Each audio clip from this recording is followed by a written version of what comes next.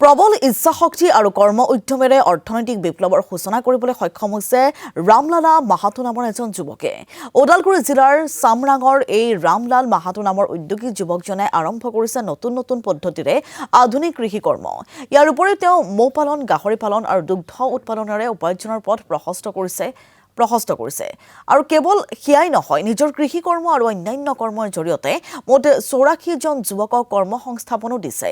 বিগত ২০১৫ চনৰ পৰা চাকৰিৰ মোহ ত্যাগ কৰি কেৱল কৃষি কৰ্মৰ দ্বাৰা ৰামলাল মাহাতোৱে বছৰি উপাৰ্জন কৰিছে ৪০ৰ পৰা ৫০ লাখ টকা। নিবনুৱা যুৱক যুৱতীৰ বাবে ৰামলাল মাহাতো হৈ পৰিছে এতিয়া অনুপ্ৰেৰণাৰ উৎস। আৰু এই সন্দৰ্ভত সবিশেষ জনাব আমাৰ সাংবাদিক মুছাদ্দিক হুছেইনে। এই মুহূৰ্তত মই উপস্থিত আছোঁ ওদালগুৰি জিলা ভাৰত-ভূটান সীমান্তৰ এই ননকে চুকলাইত আৰু মই মোৰ ভিডিঅ' জাৰ্নেলিষ্ট বাবুৰিয়ানে দেখুৱাইছে এই সামগ্ৰিক দৃশ্য। এজন যুৱকে আচলতে কি ধৰণে স্বাৱলম্বী হৈছে তাৰ দৃষ্টি তাক দেখুৱাবৰ কাৰণে আমি আজি আহি এই স্থানত উপস্থিত হৈছোঁ। ভাৰত-ভূটান সীমান্তৰ এটা বিশেষ অঞ্চল, বিশেষকৈ ক'ব লাগিব ২০০৯ চনৰ পৰা ২০১৪ চনলৈ এখন ব্যৱসায়ী প্ৰতিষ্ঠানত নিজে কৰ্মৰত হৈ আছিল।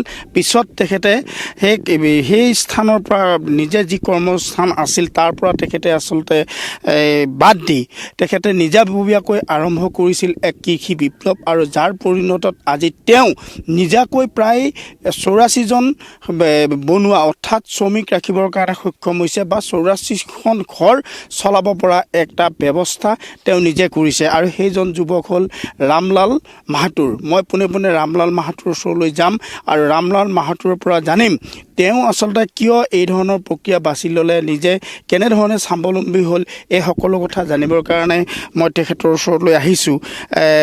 ৰামলাল মাহাতো ডাঙৰীয়া, আপোনাক আমি ধন্যবাদ জ্ঞাপন কৰিছোঁ। এটা এনেকুৱা পিছপৰা এটা অঞ্চলত আপুনি কেতিয়াৰ পৰা এই কাম আৰম্ভ কৰিছিলে? মই খেতিৰ বিষয়ত আপোনাৰ ২০১৪ৰ পৰা আৰম্ভণি কৰিছিলোঁ। ২০১৪ৰ পৰা আৰম্ভণি আছিলে আৰু আজিৰ ডেটত আপোনাৰ ডেইৰী ফাৰ্মৰ পৰা লৈ যথেষ্ট আপোনাৰ খেতিৰ পৰা লৈ আদি কৰি চব গোটেইখিনি আপোনালোকে দেখা পাইছে। ইয়াৰ লগতে মই অকলেই মানে নিজে কৰিছোঁ যদিও বহুত মানুহক ইয়াতে সংস্থাপন দিবলৈ সক্ষম হৈছোঁ। আৰু নতুনকৈ আৰু এটা ফাৰ্ম অলৰেডি আৰম্ভণি কৰিছোঁ, যোনটো এইটো মডেল ফাৰ্মত হ'ব, ইয়ানি গোটেইখিনি বস্তু আপোনাৰ থাকিব। এইটো মানুহ যদি নিজে কৰিব বিচাৰে, কৰিব লগা কাম, মানুহে নকৰা কাম একো নাই। প্ৰথম খেতিটো আপুনি কি কৰিছিলে, যিটো খেতি কৰি আপুনি লাভৱান হৈছে? যোনটো আপোনাৰ তিতা কেৰেলাত আপোনাৰ ৭ বিঘা তিতা কেৰেলাত 29 লাখ লাভ কৰিছিলোঁ মই, আৰু তাৰ পৰাই আপোনাৰ বাকীখিনি খেতি আগবাঢ়ি গৈছিলোঁ মই এনেকৈ। এতিয়া আপোনাৰ ডায়েৰী ফাৰ্ম কিমান আছে? ডেইলি আপুনি কিমান গাখীৰ উৎপাদন কৰে? মিনিমাম আপোনাৰ ৭০০ লিটাৰ হয়।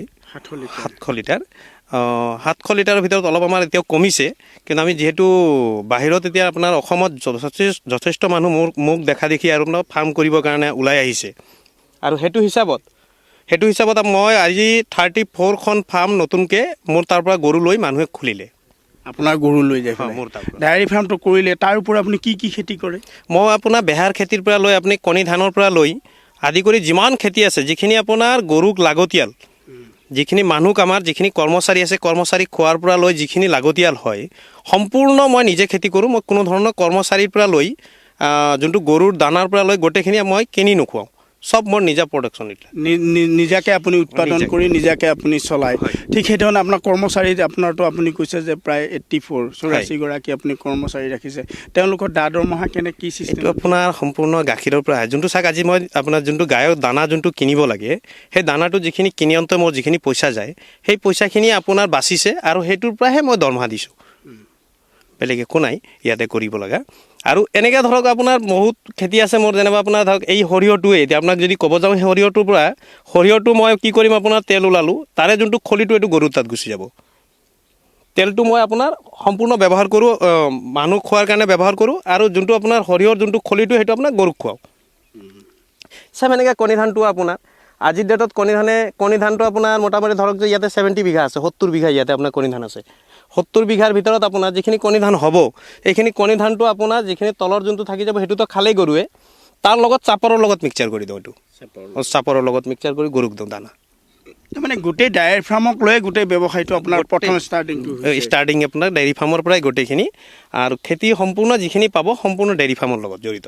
আপোনাৰ মান্থলি বা ইয়াৰলি আপোনাৰ কেনেধৰণে ইনকামটো আহে? কি ধৰণে আহে? চাওক এইটো এতিয়া গাখীৰৰ পৰা যদি ক'ব যায় 1 কোটিৰ ওপৰত পাওঁ ইয়াৰলি গাখীৰৰ পৰা, কিন্তু তাতে আপোনাৰ মোটামুটি ধৰক যে খৰচ আপোনাৰ টোটেল মিলাই কেনে যদি চোৱা যায় তেনেহ'লে মানে প্ৰায় 50ৰ পৰা 60 মান গুচি যায় আপোনাৰ খৰচ 40 লাখ মান আপোনাৰ নিজাকে ৰৈ যায়। কিন্তু তাতে আপোনাৰ 40 লাখৰ ভিতৰত আকৌ খেতিত আপোনাক লগাব লগা হয় বা সেনেকৈ আপোনাৰ বস্তু কিনিব লগা হয়, বহুত কিবা কিবি থাকে, সাৰ চাৰ কিবা কিবি থাকে। তাৰ আকৌ নেক্সট ইয়াৰত আপোনাৰ সেনেকৈ চলি আছে আৰু তাকে তাৰ নম্বৰটো আপোনাৰ ঠিক তেনেধৰণে চলি আছে। আৰু দ্বিতীয় হয় কথা হ'ল আপোনাৰ মুছাদ্দিক ভৱিষ্যত হুছেইন এই মুহূৰ্তত আপোনাক ধন্যবাদ জনাইছোঁ।